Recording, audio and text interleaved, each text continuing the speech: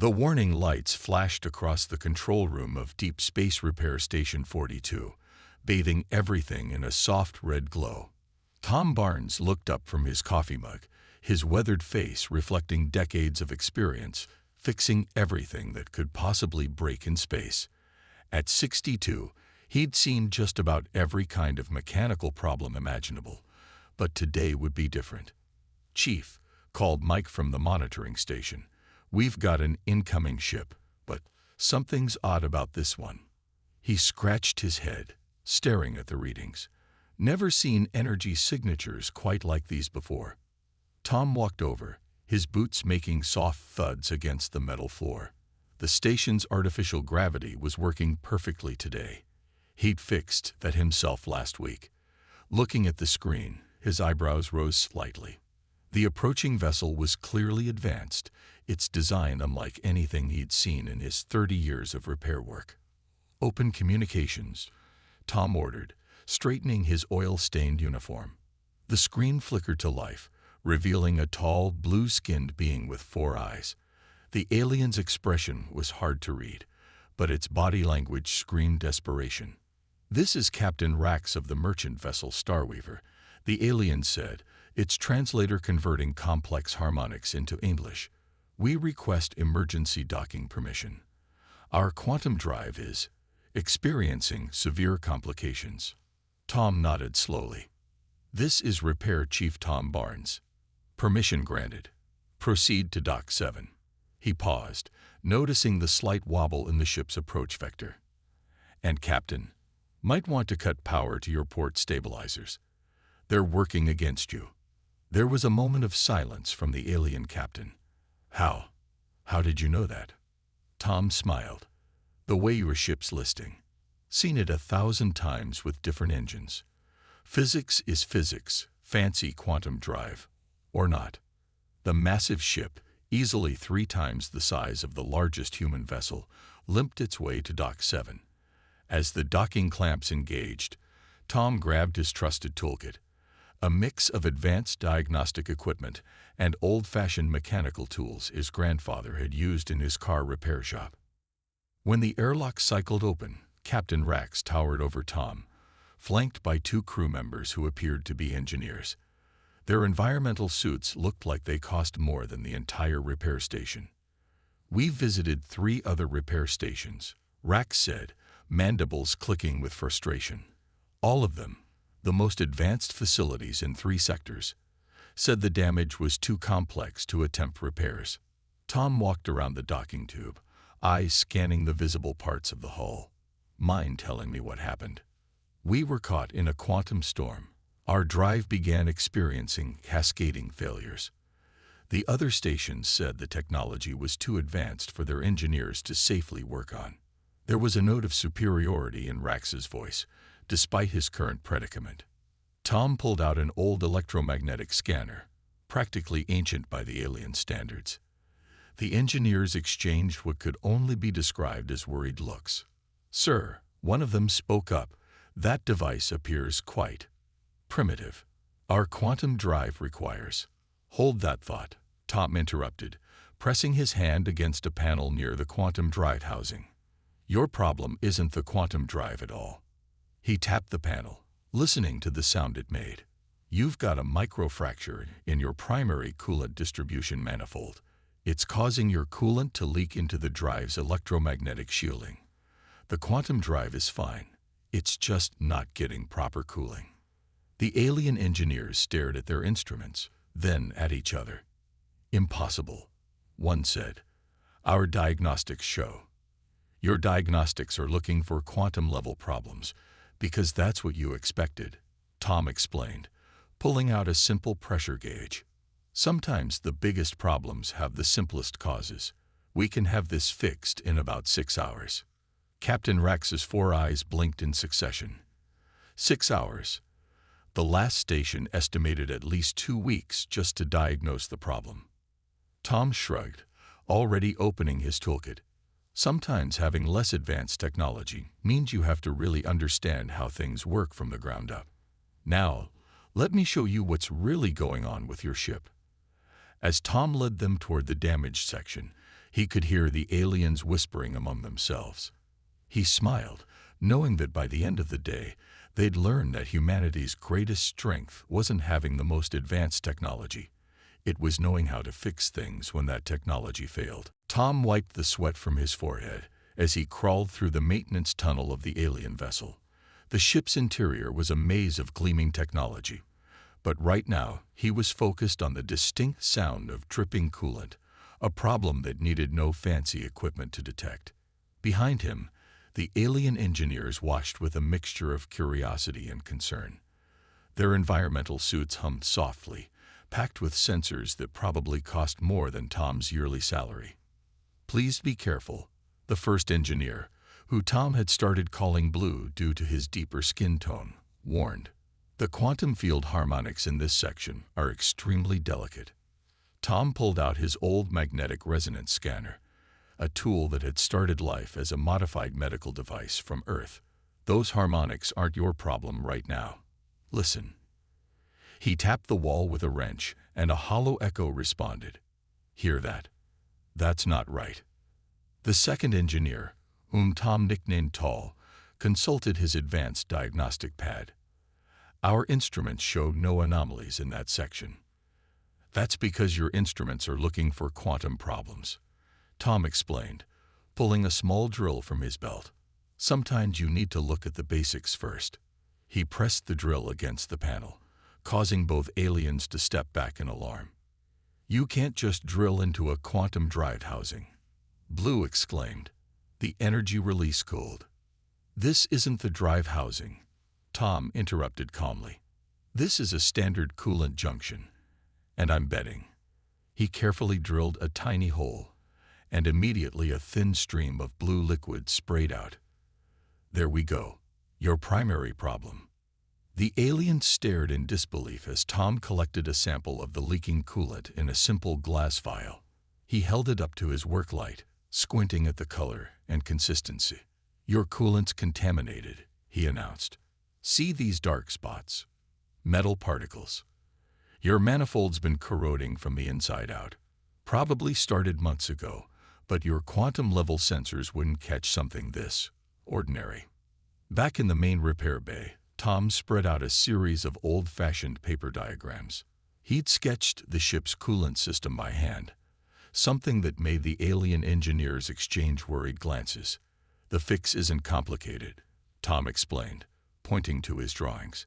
"But we need to do it right. First, we drain the contaminated coolant. Then we replace the corroded sections of the manifold. I can fabricate new ones using our station's metal printer.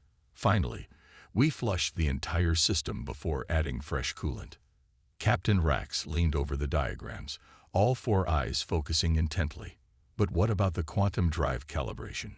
Won't this affect the field stability?" Tom smiled. "Think of it this way. No matter how advanced your engine is, it still needs to stay cool to work properly. Just like an old car engine or a modern fusion reactor. The principles don't change, just the scale." The repair team worked through the station's night cycle. Tom's crew moved with practiced efficiency, using a combination of their standard tools and specially modified equipment. The aliens watched in amazement as these primitive humans systematically took apart and rebuilt sections of their advanced ship. "I don't understand," Blue said, watching Tom's apprentice. "Jack, weld a new section of manifold into place with remarkable precision. Your species hasn't even mastered quantum field manipulation, yet you can repair our ships." Tom looked up from where he was mixing a special ceramic coating for the new pipes. "We learn to fix things the hard way. When you start with simple machines and work your way up, you learn that every problem has a solution, if you understand the basics well enough." As the final checks were completed, Tom ran his old scanner over the repaired section one last time. The coolant flowed smoothly, its temperature perfect, its pressure exactly where it should be. Captain Rax approached, holding a data pad. "Our diagnostics show everything is operating at optimal efficiency. Better than optimal, actually. How did you achieve this with such basic tools?" Tom packed up his toolkit, his movements unhurried and precise. Sometimes the best solutions are the simple ones. Your quantum drive is an amazing piece of technology, but it still follows the basic laws of physics. We humans might not have the most advanced technology, but we understand those laws pretty well. The captain nodded slowly, a new respect visible in his stance. Perhaps there is much we could learn from each other. There usually is, Tom agreed, closing his toolkit with a satisfying click. Now, how about we test those engines and make sure everything's running smoothly? Word spread fast in deep space. Just 3 days after fixing Captain Rax's ship, Repair Station 42 received another unusual visitor. This time, it was a massive cargo hauler with engine trouble. Tom stood at the observation window, watching the enormous purple-hulled vessel approach. "They're having trouble with their steering," Jack noted, standing beside his mentor. At 25, he had learned to spot problems just by watching how ships moved, just like Tom had taught him. "Main thrusters are overcompensating," Tom agreed. "Let's give them a hand with docking." The cargo ship's captain was a tall, insectoid being named Root. Unlike Captain Rax, Root didn't bother hiding his disdain for human technology. He clicked his mandibles as he surveyed the repair bay's equipment. "This is what you work with." Root gestured at Tom's tools with one of his 4 arms. "Our maintenance facilities use quantum-calibrated repair drones." "And yet, here you are," Tom replied calmly, already walking around the massive engine housing. He pressed his ear against the metal surface, listening carefully. The alien crew watched in disbelief as this human used such a primitive method of diagnosis. "The problem," Tom announced after a few minutes, "is in your power distribution system. Your fancy drones probably missed it because they're programmed to look for complex issues." Root's antennae twitched. "Impossible. We had full diagnostics run at 3 different." "Bill," Tom called out to his electronics specialist, "bring me the old oscilloscope, would you?" Bill, a former Navy engineer with gray hair and steady hands, wheeled over what looked like ancient equipment to the aliens. Tom connected it to the ship's power system through a series of adapters he'd built himself. "Watch this," Tom pointed to the screen. "See that spike every 3 seconds? That's your problem. One of your power regulators is out of sync. It's sending power surges through your whole system." The alien engineers huddled around their own diagnostic equipment, chittering in their native language. Finally, one turned to Tom. "Our systems don't show any power fluctuations." "Because your systems are too advanced," Tom explained, pulling out a simple multimeter. "They automatically compensate for small power fluctuations. But over time, those tiny surges add up. That's why your engine efficiency has been dropping." Over the next few hours, Tom and his team demonstrated the human approach to problem solving.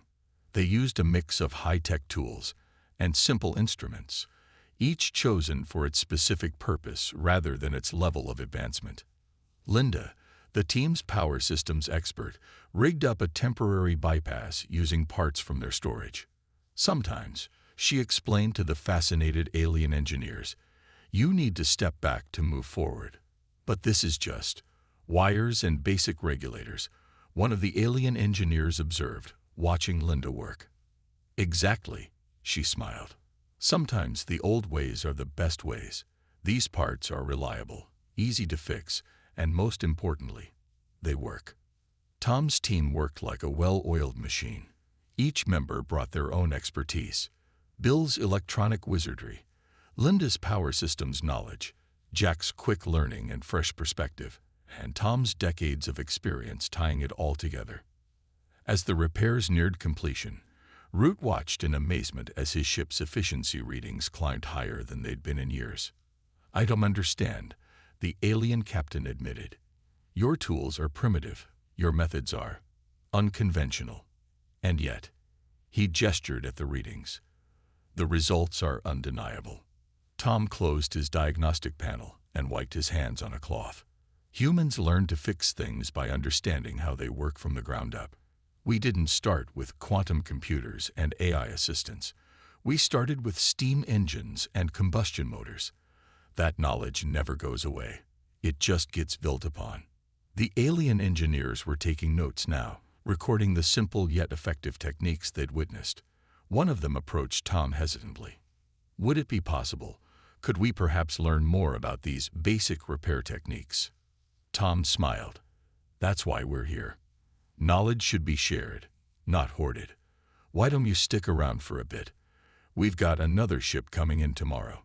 Looks like their gravity generators are acting up. Could be educational. As the aliens eagerly accepted the offer, Tom looked around his repair bay with pride.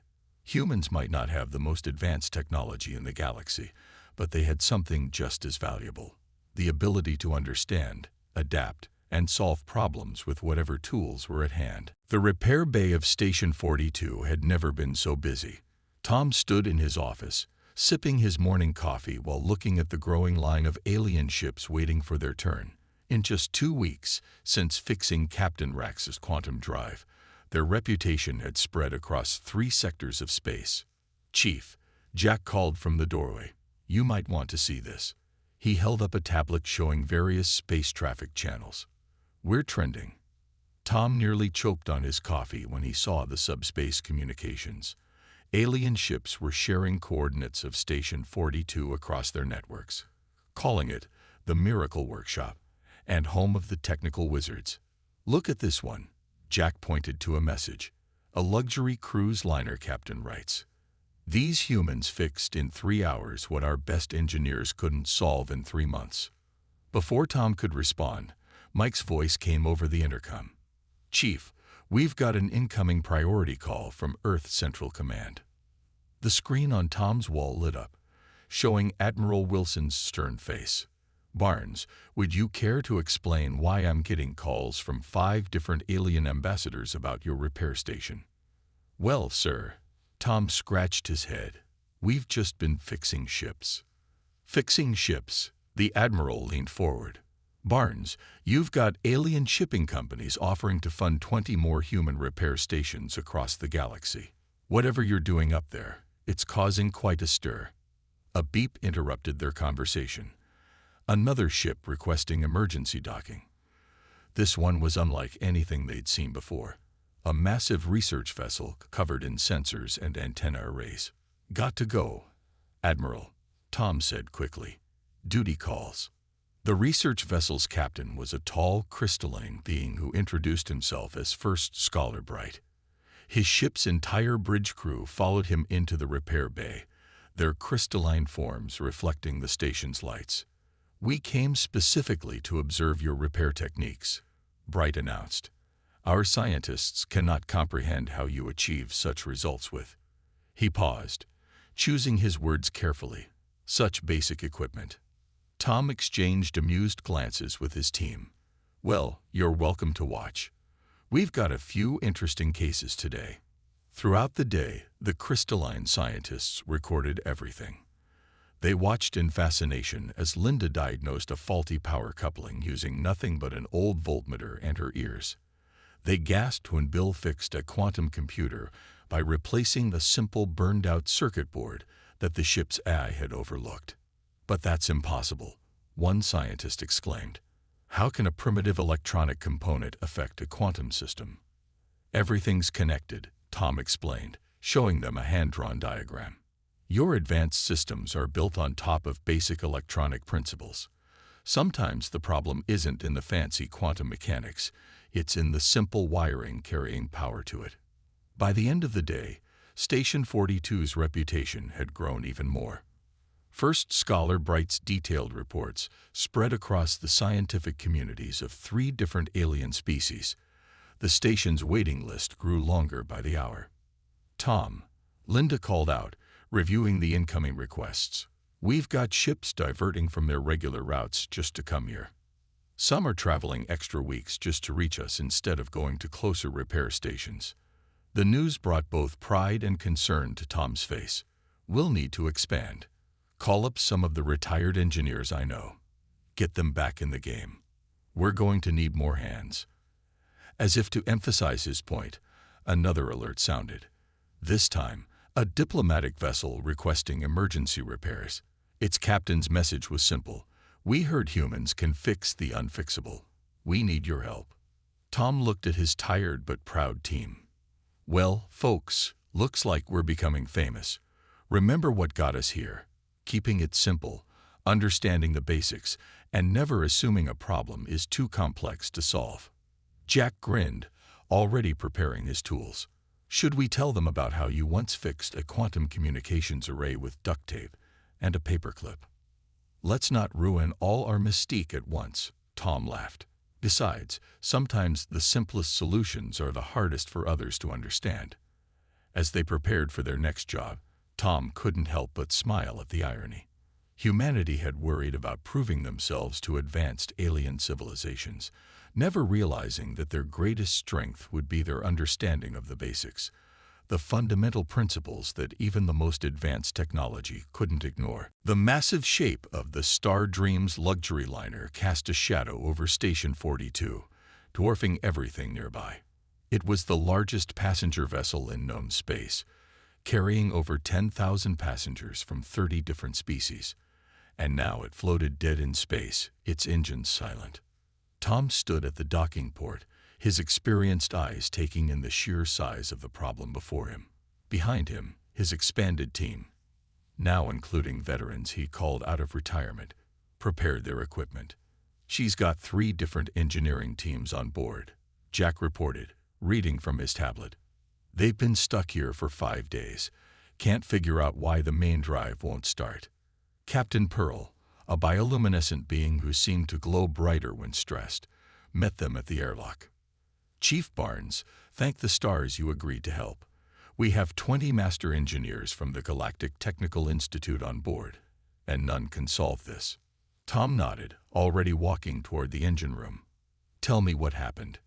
Everything just stopped. Pearl's glow pulsed with frustration. Mid-flight, all systems shut down. Emergency power kicked in, but the main drive is completely dead. We've replaced every quantum component, checked every energy field. The engine room was chaos. Alien engineers argued in various languages, while sophisticated diagnostic equipment blinked and hummed. A holographic display showed the engine's quantum matrix spinning in perfect detail. If I may, an elderly voice called out. Everyone turned to see Bill, Tom's electronics expert, holding his ancient diagnostic kit. I'd like to check something basic first.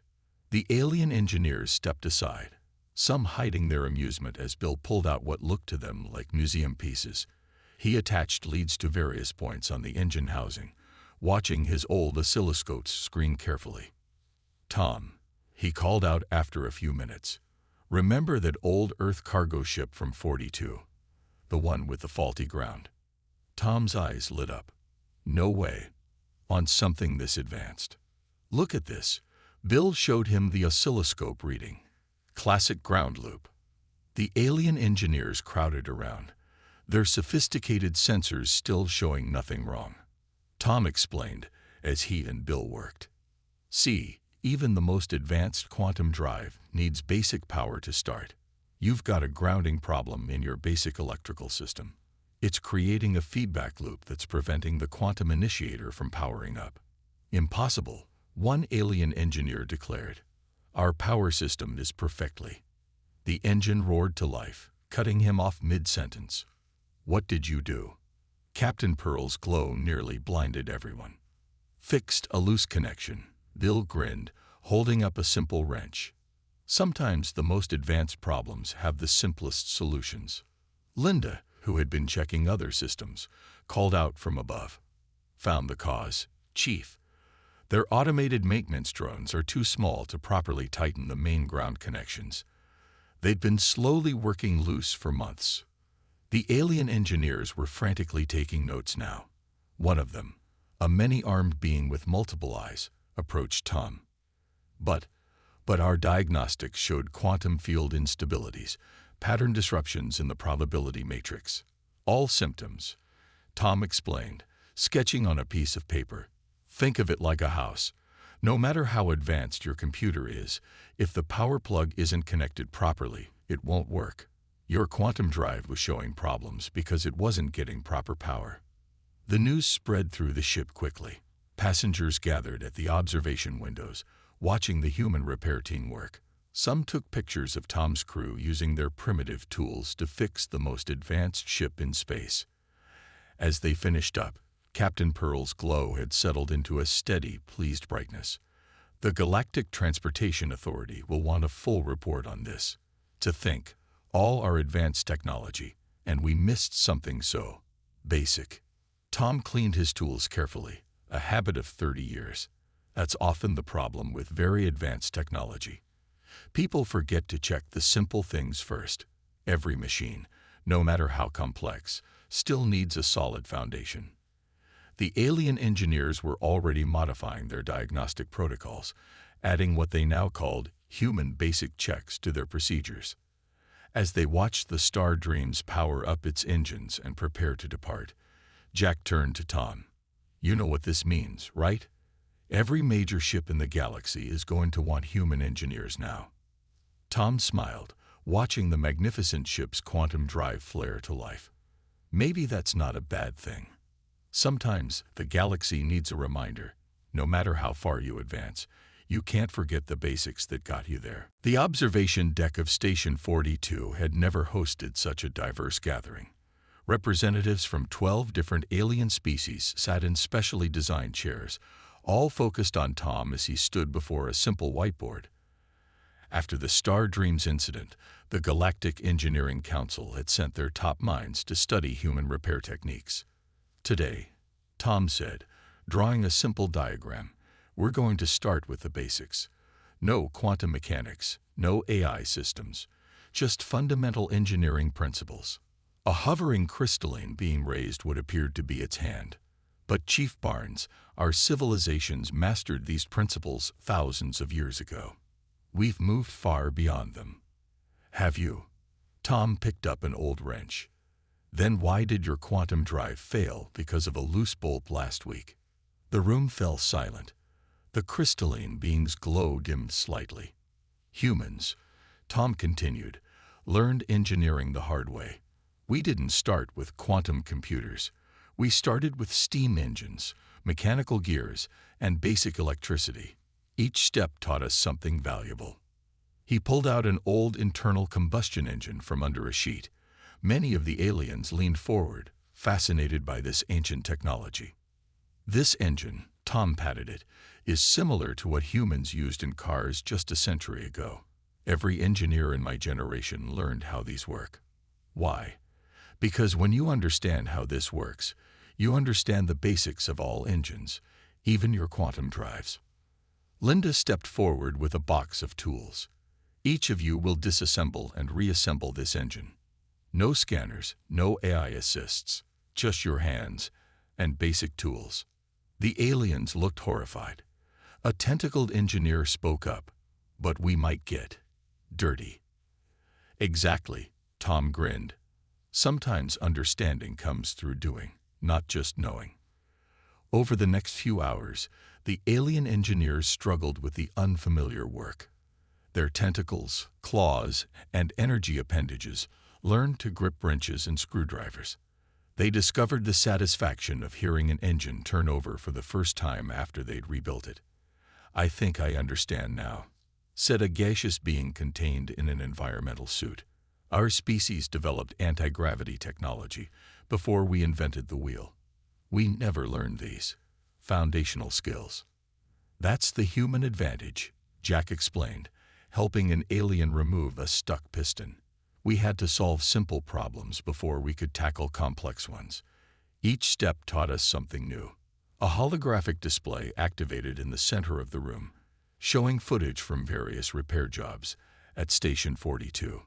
The aliens watched as human engineers solved complex problems with simple solutions, using basic tools alongside advanced technology.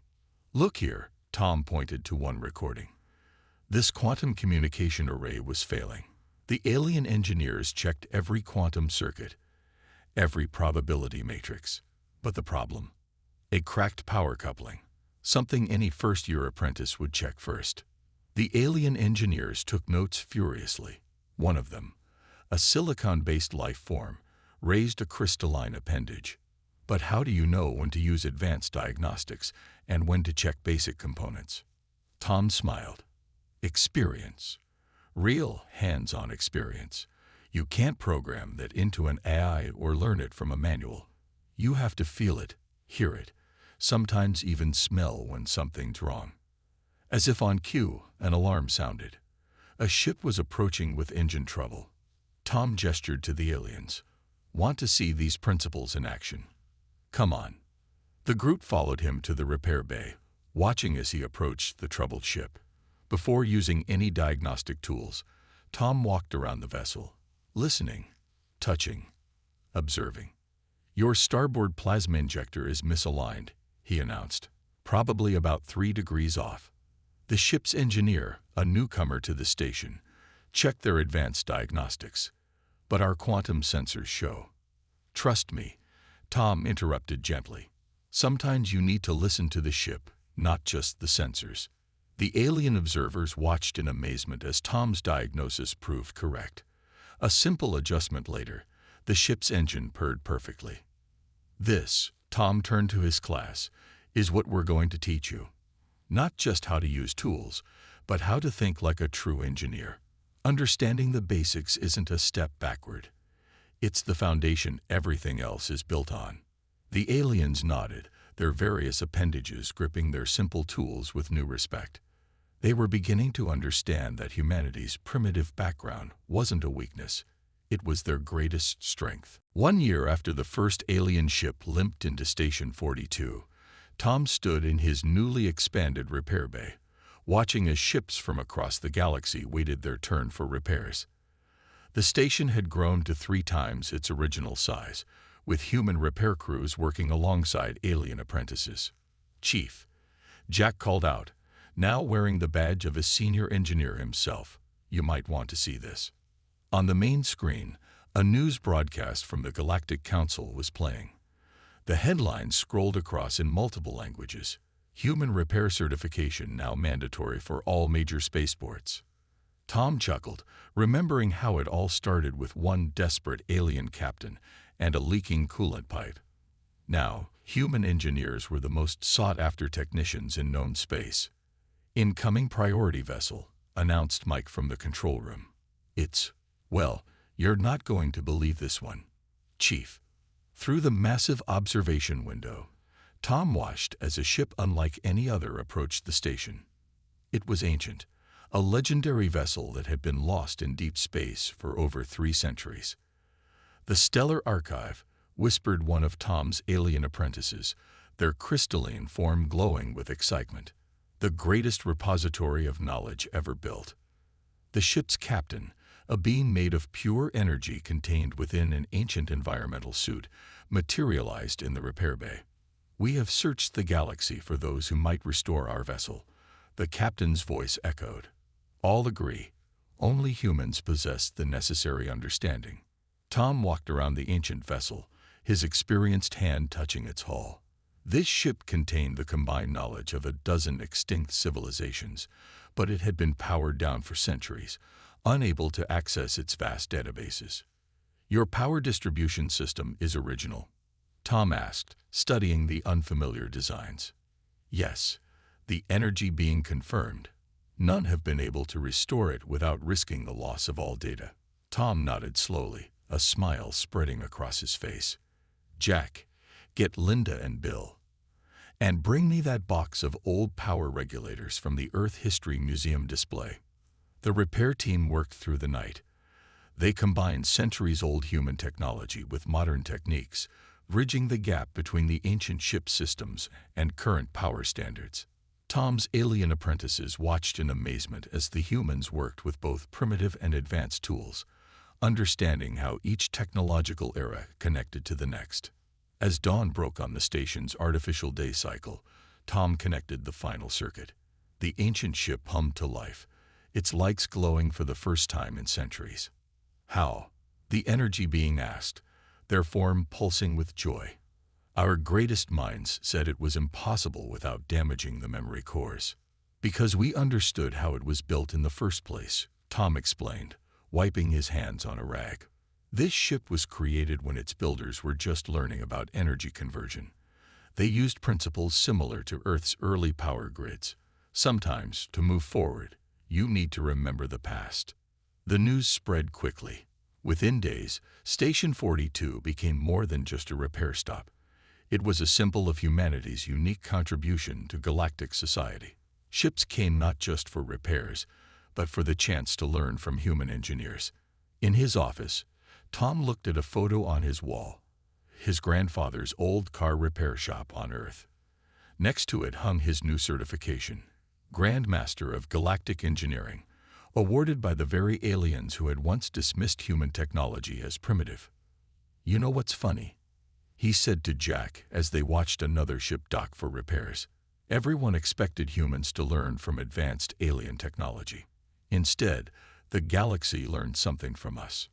Jack nodded, already preparing his tools for the next job. That no matter how advanced you become, you can't forget the basics that got you there. Exactly. Tom picked up his old toolkit, the same one he'd used on that first alien ship a year ago. Every piece of technology, from a simple lever to a quantum drive, follows the same basic principles. Understanding those principles isn't primitive, it's essential. As they walked together toward their next challenge, Tom smiled at the sight of human and alien engineers working side by side, each learning from the other. Humanity had found its place among the stars, not by having the most advanced technology, but by remembering and honoring the fundamental principles that made all technology possible.